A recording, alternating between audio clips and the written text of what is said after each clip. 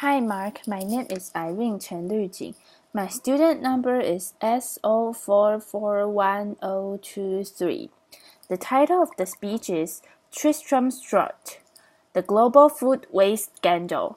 I'm a freshman at NCUE. The job of uncovering the global food waste scandal started for me when I was 15 years old. I bought some pigs. I was living in Sussex, and I started to feed them in the most traditional and environmentally friendly way. I went to my school kitchen, and I said, "Give me the scraps that my school friends have turned their noses up at." I went to the local baker and took their stale bread.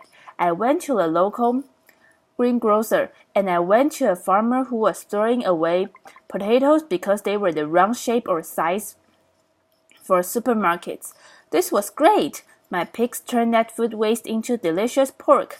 I sold that pork to my school friend's parent. I made a good pocket money addition to my teenage allowance. But I noticed that most of the food that I was giving my pig was in fact fit for human consumption, and that I was only scratching the surface, and that right away up the food supply chain, in supermarkets, greengrocers, bakers, in our homes, in factories and farms, we were hanging out food. Supermarkets didn't even want to talk to me about how much food they were wasting.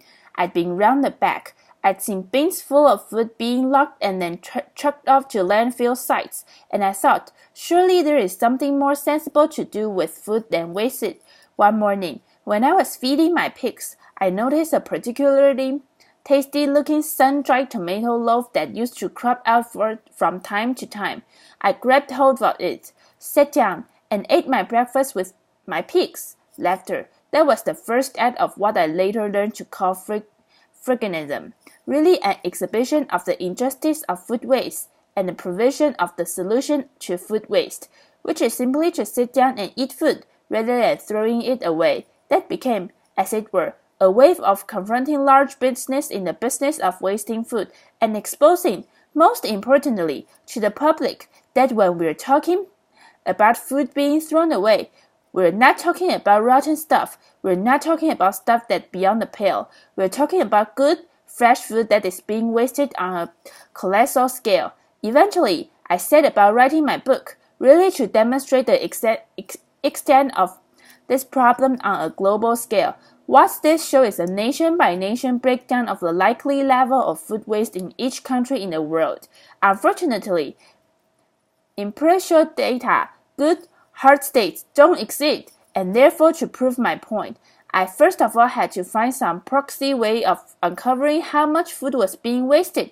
So I took the food supply of every single country and I compared it to that was actually likely to be being consumed in each country. That's based on diet intake surveys. It's based on levels of obesity. It's based on a range of factors that gives you approximate guess as to how much food is actually going into people's mouths. That black line in the middle of that table is the likely level of consumption with an allowance for certain levels of inevitable waste. There will always be waste. I'm not unrealistic that I think we can live in a waste-free world, but that black line shows that what a food supply should be in a country if they allow for a good, stable, secure, nutritional diet for every person in that country. Any dot above that line, and you'll quickly notice that includes most countries in the world, represent unnecessary surplus, and is likely to reflect levels of waste in every country.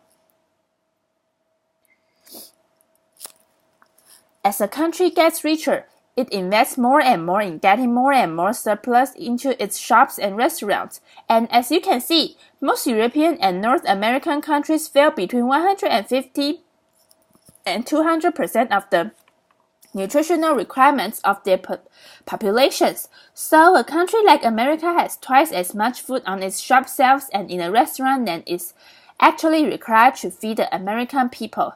But the thing that really struck me when I plotted all this data, and it was a lot of numbers, was that you can see how it levels off. Countries rapidly shoot towards that 150 mark, and they level off, and they don't really go on rising as you might expect. So I decided to unpack that data a little bit further to see if that was true or false, and that's what I came up with. if you include not just the food that ends up in shops and restaurants, but also the food that people feed to livestock, the maize, the soy, the wheat, that humans could eat but chose to fatten livestock instead to produce increasing amounts of meat and dairy products.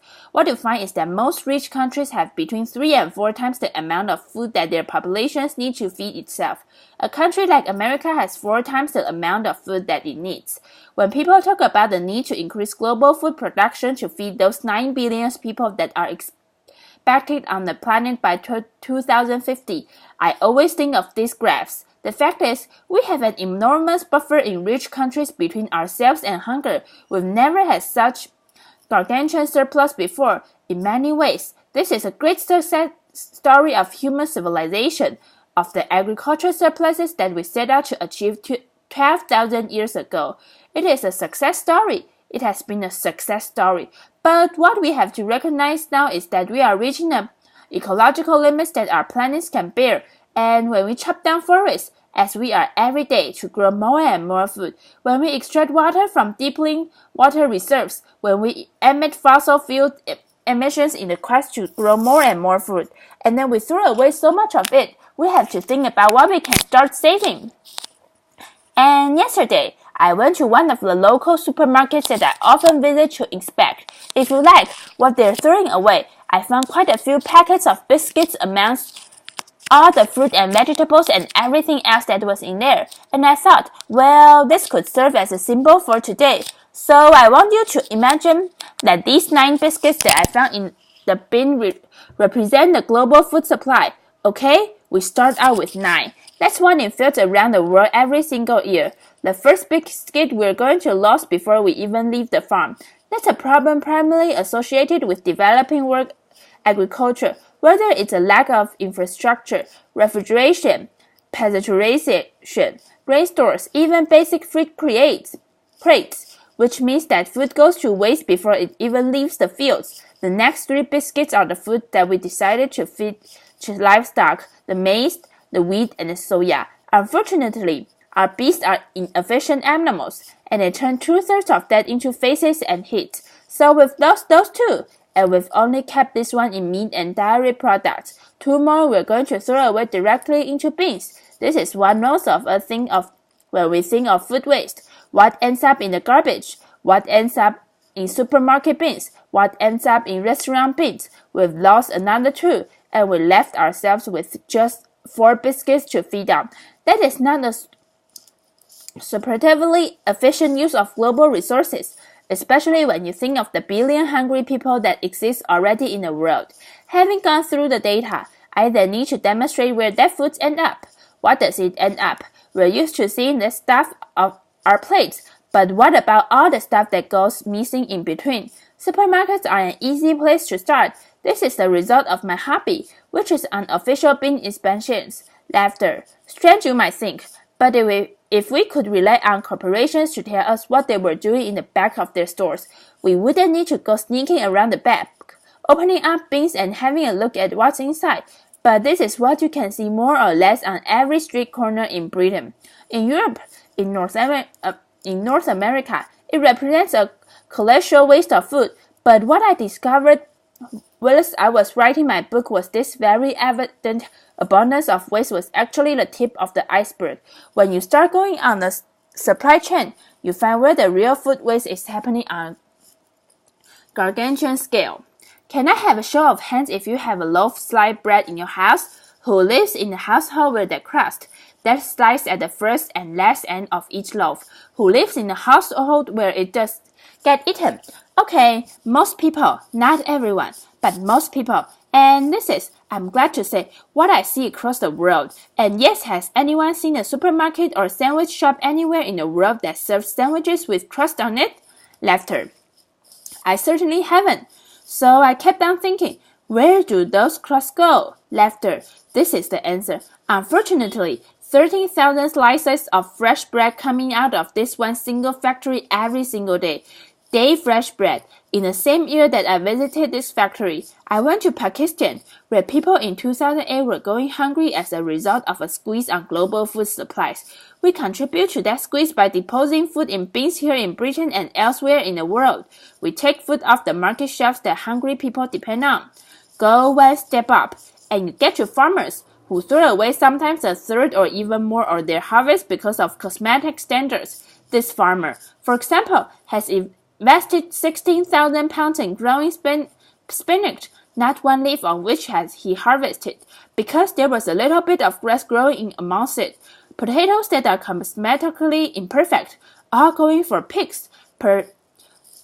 Parsnips that are too small for supermarket specifications, tomatoes in Tristram, oranges in Florida, bananas in Ecuador, where I visited last year, all being discarded. This is one day's waste from one banana plantation in Ecuador, all being discarded.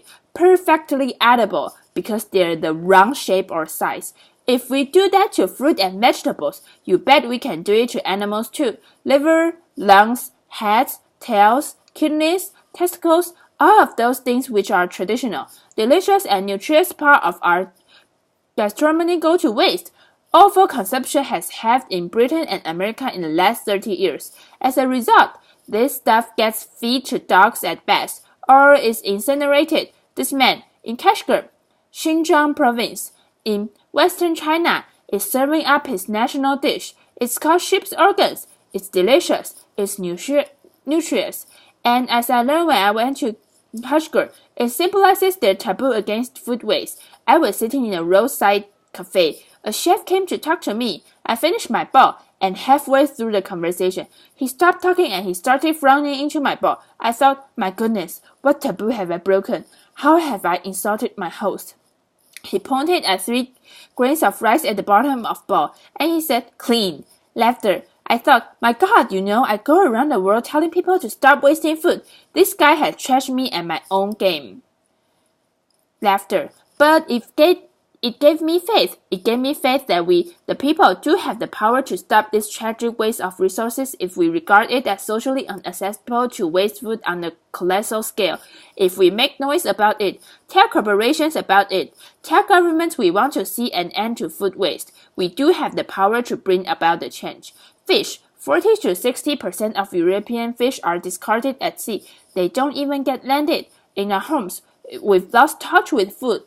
This is an experiment I did on 3 lactoses. Who keeps lactoses in their fridge? Most people. The one on the left was kept in the fridge for 10 days. The one in the middle, on my kitchen table, not much difference. The one on the right I treated like cut flowers. It's a living organism. Cut the slice off. Stuck it in a vase of water. It was alright for another 2 weeks after this. Some food waste, as I said at the beginning, will inevitably arise. So the question is, what is the best thing to do with it? I answered that question when I was 15. In fact, humans answered that question 6,000 years ago. We domesticated pigs to turn food waste back into food, and yet, in Europe, that practice has become illegal since 2001 as a result of the foot and mouth outbreak. It's unscientific. It's unnecessary. If you could food for pigs, just as if you could food for humans, it is rendered safe. It's almost a massive saving of resources.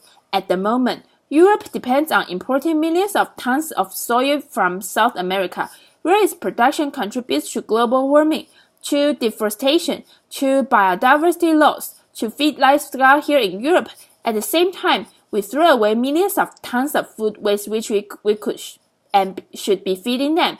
If we did that and fed it to pigs, we should save the amount of carbon. If we feed our food waste which is the current government favorite way of getting rid of food waste, to anaerobic digestion, which turns food waste into gas to produce electricity, you have a paltry 448 kilograms of carbon dioxide per ton of food waste. It's much better to feed it to pigs. We knew that during the war. Laughter.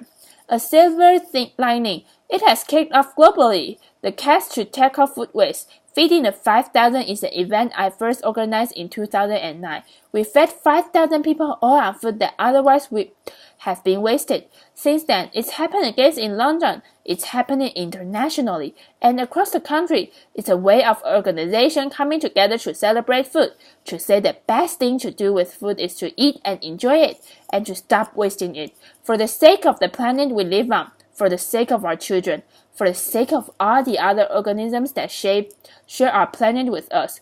We are a terrestrial animal, and we depend on our land for food. At the moment, we are trashing our land to grow food that no one eats. Stop wasting food. Thank you very much. Applause. Applause.